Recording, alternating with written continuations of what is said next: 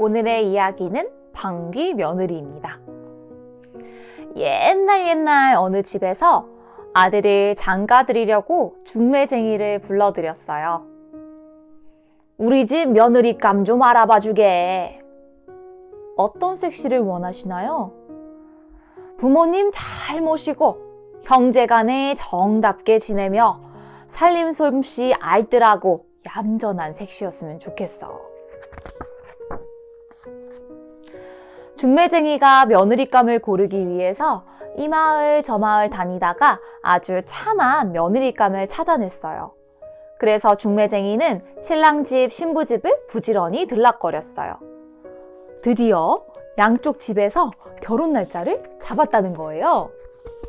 도라지꽃이 곰곰방울을 터뜨렸을 때 신랑이 신부 집에 와서 결혼식을 치렀어요. 결혼식이 끝난 다음 신랑은 말을 타고 신부는 가마를 타고 신랑 집으로 왔어요. 동네 사람들은 새색시가 얌전하다고 칭찬을 아끼지를 않았어요. 시아버지와 시어머니는 참한 며느리를 얻었다고 덩실덩실 춤을 추었어요. 새신랑은 새색시가 보고 싶어서 일이 손에 잡히지가 않았어요. 나무를 하러 갔다가도 논에 물을 데려 갔다가도 새색시 생각에 저절로 흐흐흐 웃음이 나왔어요.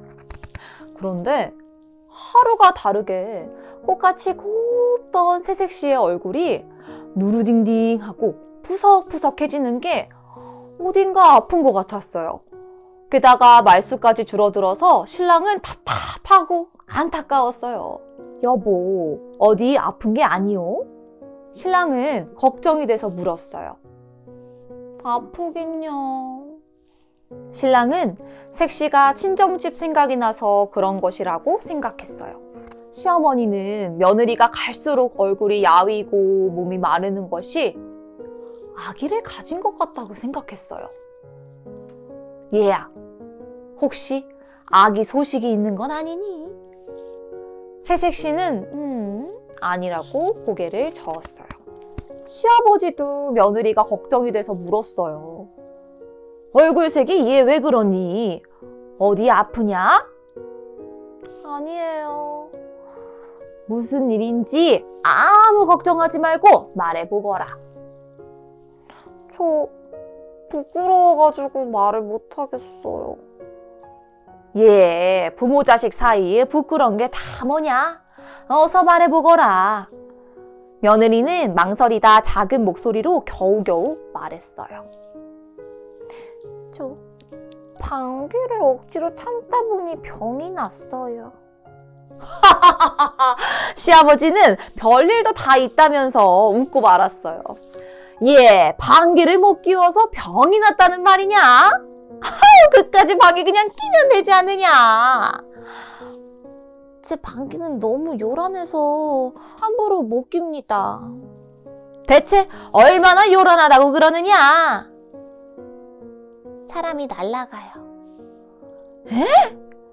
시아버지는 며느리가 허풍을 떠는 것이라고 생각했어요. 아이고 아가, 괜찮으니까 어서 끼거라.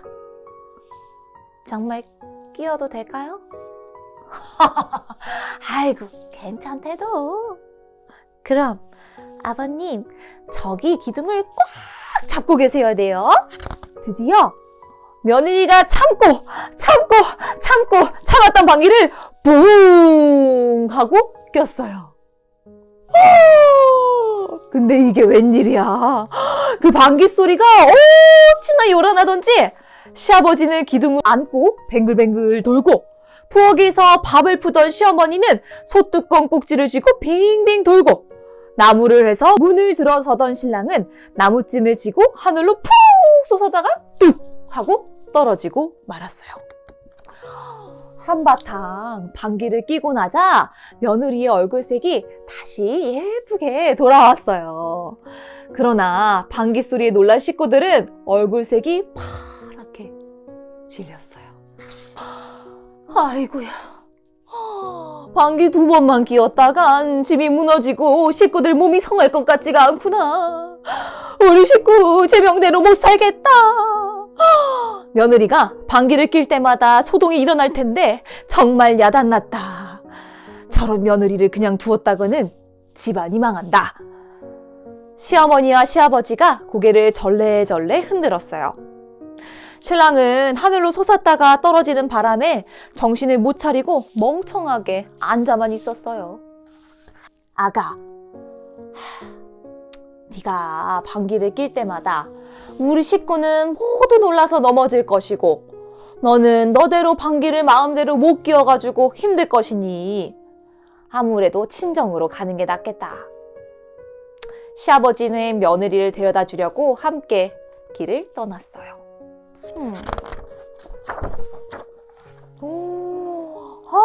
한참을 걸어가다 보니까 다리도 아프고 배도 고팠어요. 잠시 길가에 쉬던 시아버지가 대추나무 꼭대기에 매달린 빨갛게 익은 대추들을 보고 혼잣말을 했어요. 저 대추 좀 먹었으면. 며느리가 그 소리를 들었어요. 제가 따드리지요. 아버님은 저쪽에 가 계십시오. 시아버지는 며느리가 하라는 대로 멀찌감치 떨어져서 지켜보았어요. 며느리가 궁둥이를 하늘에 대고 방귀를 뻥 하고 꼈어요. 그러자 대추가 우두두두두두두두두 하고 떨어지는 거예요. 시아버지는 며느리가 주워주는 대추를 맛있게 먹었어요. 그러더니 야, 너의 방귀도 쓸 때가 있구나. 그래, 어서 집으로 돌아가자. 그러는 거예요. 그래서 시아버지는 며느리를 다시 집으로 데려와서 잘 살았답니다. 재미있으셨나요? 방귀를 부끄러워한 나머지 꾹꾹 눌러 참다가 그만 병이 났다니 며느리가 참 딱하죠. 방귀는 부끄러운 것이 아니라 우리 몸에서 일어나는 자연스러운 생리 현상인데 말이죠. 여러분은 방귀가 나오려고 하면 어떻게 하나요? 엉덩이를 방바닥에 바싹 붙이고서 조금씩 소리를 나지 않게 끼면 된다고요? 아, 진짜. 그런데 이 이야기 속의 며느리는 그 방법을 몰랐나 봐요. 방귀를 참고 또 참다가 사람이 날아갈 정도로 요란하게 방귀를 끼웠으니 다른 사람들이 놀라기도 했겠네요. 하지만 그렇게 야단스러운 방귀도 다 쓸 때가 있지 않던가요? 여러분, 어떤 일이든지 나쁜 쪽으로만 생각할 게 아니라 뒤집어보고 또 거꾸로 생각해보면 뜻밖에도 좋은 점을 발견할 때가 있어요. 이 이야기 속에 시아버지도 이것을 깨닫고 며느리를 다시 집으로 데려간 거예요. 오늘부터 이 주변에 있는 모든 것에 대해서 좋은 점만을 생각해 보세요.